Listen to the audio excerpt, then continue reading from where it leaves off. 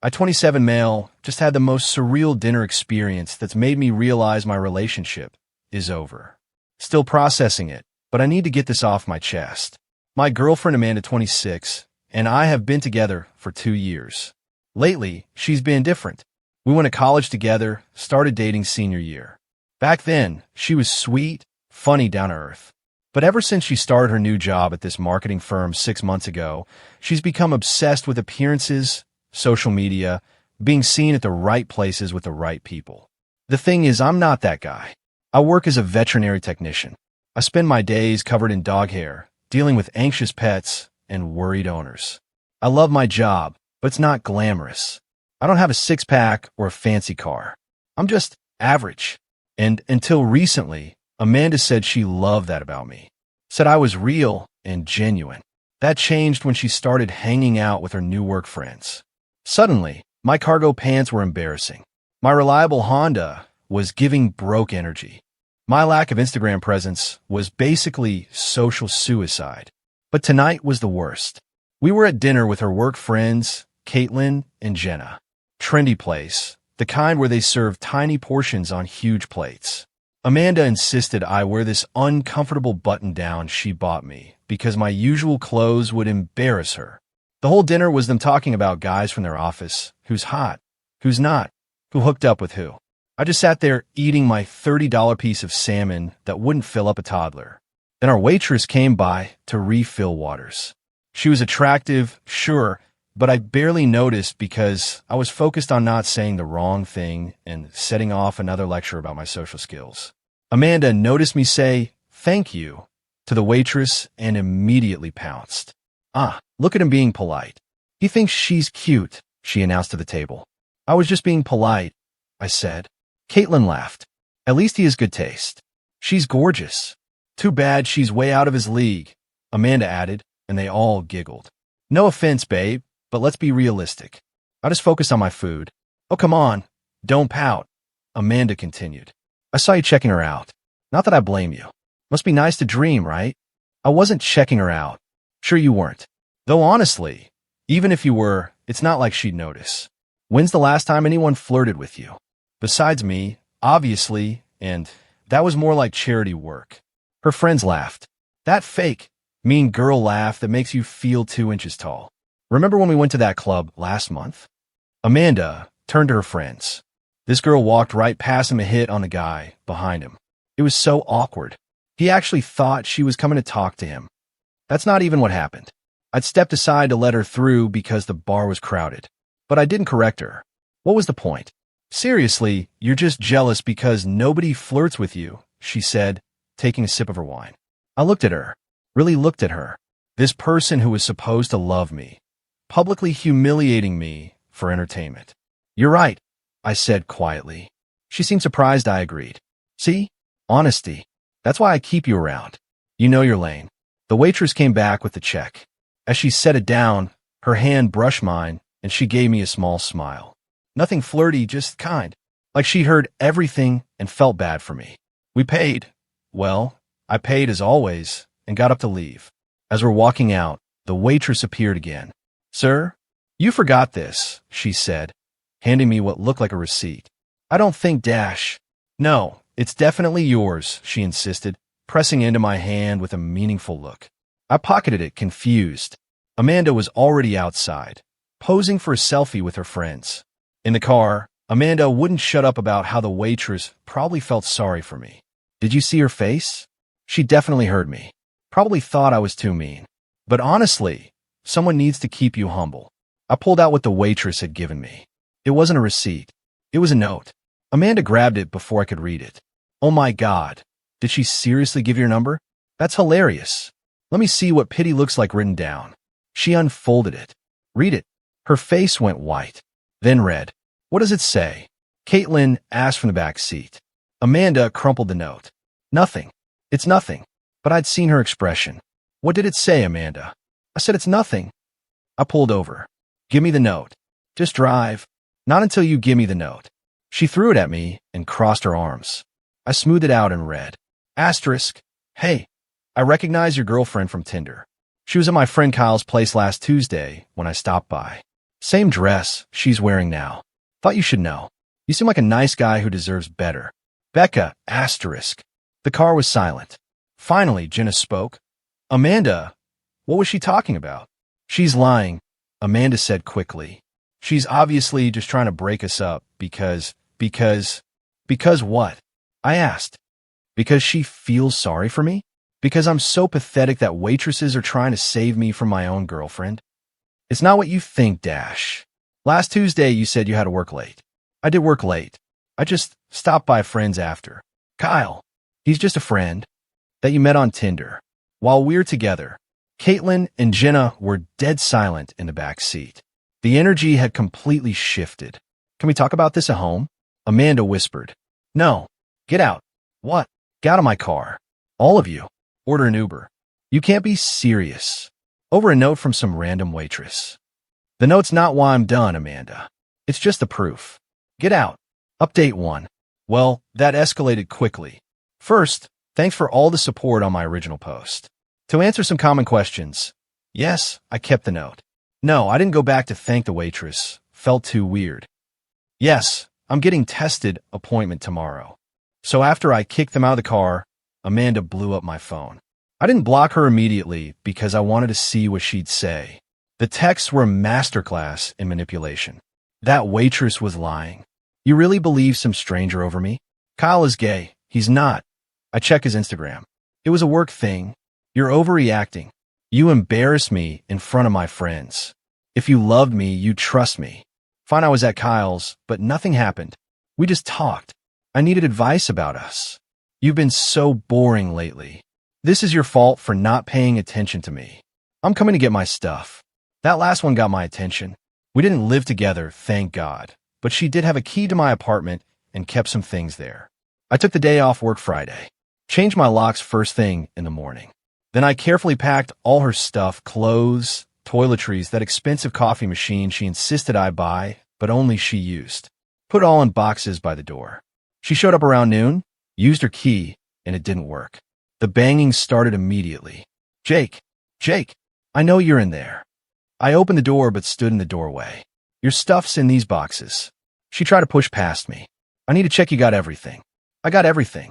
Take the boxes and go. We need to talk about this like adults. Like how you talked about me at dinner. Pass.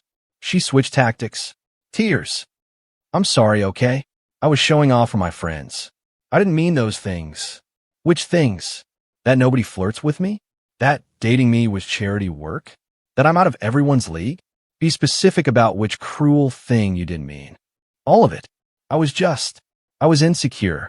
Kyle's been texting me, and I didn't know how to handle it, and dash. So you downloaded Tinder. I was confused, and went to his apartment. Just to talk. In your sexy dress. I wanted to feel confident. Amanda, stop. You cheated. You got caught. The end. That's when she got nasty. You know what? Fine. You're right. I had to go see Kyle. Because he actually makes an effort. He has ambitions. He doesn't spend his days playing with dogs and coming home covered in fur. He takes me nice places and introduces me to interesting people and doesn't embarrass me by existing. Cool. Date him then. I will. You'll see what you lost. I was the best thing that ever happened to you, and you threw it away over one mistake. The mistake was staying with you after you started treating me like an embarrassment. The cheating was just the exit sign I needed. She grabbed the boxes and stormed off. I thought that was the end of it. I was wrong. Update 2. Remember how I said Amanda worked at a marketing firm? Well, turns out she's been putting those skills to use. Started small. Mutual friends reaching out, getting her side of the story. According to her version, I'd been controlling and jealous, constantly accusing her of cheating without evidence. The waitress note? I made it up.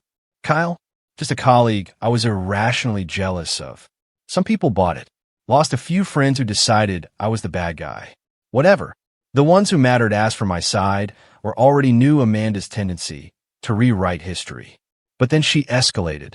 My Instagram, which I barely use, started getting tagged in posts. Amanda and Kyle, officially together, at all the places she used to drag me to. Captions like, finally with someone who appreciates fine dining, and when you upgrade.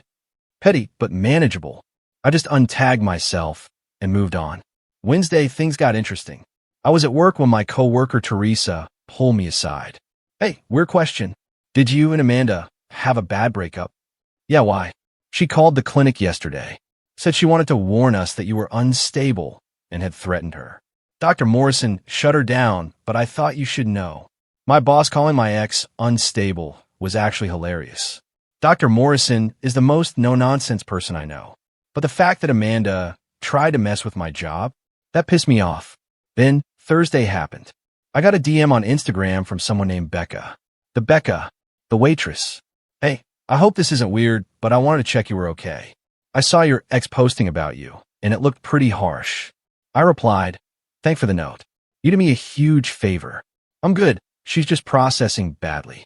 I felt so bad for you at dinner. She was horrible. Nobody deserves that. We chatted a bit. Turns out Becca was working her way through nursing school, waitressing to pay bills. She apologized for the drama her note caused. I told her it was the push I needed. Then she said something interesting. Just so you know, she's been back to the restaurant. With that Kyle guy, she made a point of sitting in my section and being super PDA. It was a lot. Of course she did. Also, Becca continued. She kept loudly talking about her pathetic ex and how you supposedly stalk her after the breakup. My manager had to ask them to keep it down. I haven't contacted her once since that night. I figured. You seem too classy for that. Anyway, just wanted to warn you, she's spreading stories. I thank her and figured that was that.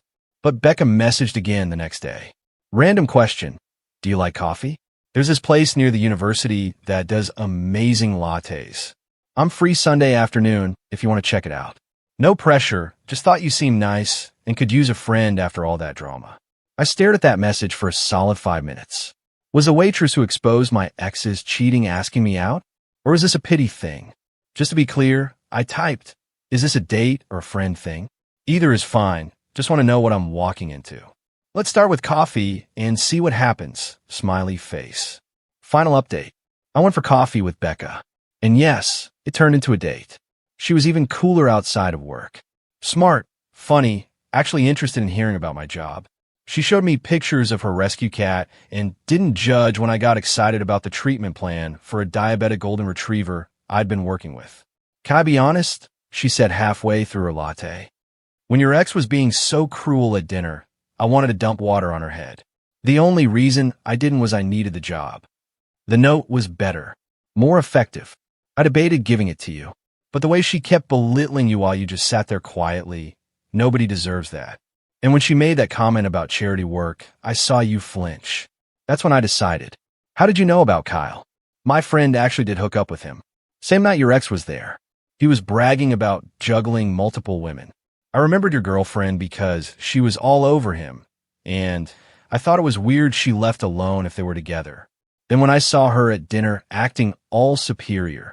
Small world. Tiny, she agreed. Want to know something funny? After she came back with Kyle making a scene, my manager banned them. Apparently, Kyle got handsy with another server, and that was the last straw. We talked for 2 hours. She walked me to my car, and I asked if she'd like to do it again sometime. I would. But just so we're clear, this isn't pity. You're actually cute, and more importantly, you're kind. Your ex is an idiot. Amanda must have amazing radar, because that night she texted from a new number. I know you went out with that waitress. Kyle saw you. How dare you move on so fast? This proves you were cheating too. I didn't respond. She's using you to get back at me. Still didn't respond. You'll regret this. I blocked the new number. Monday morning, Amanda showed up at the vet clinic again. Not to cause trouble, to bring in Kyle's mother's ancient poodle. She didn't know I worked Monday mornings, and the look on her face when I walked into the exam room was priceless. I didn't. Kyle's mom needed. No problem, I said professionally. Let's focus on Fluffy. What seems to be the issue? She was so thrown off, she could barely speak. Dr. Morrison handled the exam while I took notes. The whole time, Amanda kept stealing glances at me. I just did my job. As she was leaving, she stopped. Jake, can we talk? Please? Just for a minute. About Fluffy? Sure. Otherwise, no. I messed up. I know that. Kyle, he's not what I thought. He's actually kind of jerk. Okay. That's it? Okay. What do you want me to say, Amanda? You made your choices. You publicly humiliated me, tried to get me fired, lied about me to everyone we know. Now you're with Kyle. Hope it works out. I was wrong about you, she said quietly. You're not boring. You're stable. You're kind. You actually cared about me, not just how I looked on your arm. Past tense is correct. I know I don't deserve it, but could we maybe dash? No. You didn't let me finish. Don't need to. The answer is no. Please take Fluffy home and follow up with the medication in 2 weeks. She left. According to Teresa, she cried in the parking lot for 10 minutes before driving away. That was 3 weeks ago. I'm still seeing Becca, taking things slow, but it's going really well. She actually appreciates that I have a normal job and don't care about being Instagram-worthy every second. Last night, she fell asleep on my couch while I was telling her about a breakthrough with an anxious pit bull I've been working with. When she woke up, she apologized. No, I'm sorry, I said. I know dog rehabilitation stories aren't exactly thrilling. Are you kidding? You're passionate about what you do. It's adorable. Tell me more about the pit bull. Such a difference from someone who once called my work stories mood killers. Amanda's still with Kyle, according to social media.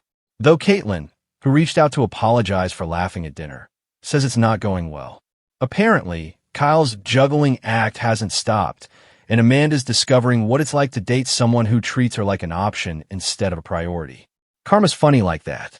As for the note, I kept it. Framed it, actually. Becca thinks it's weird, but also kind of sweet. It sits on my desk at home. A reminder that sometimes the worst nights lead to better mornings. And that waitresses notice more than you think.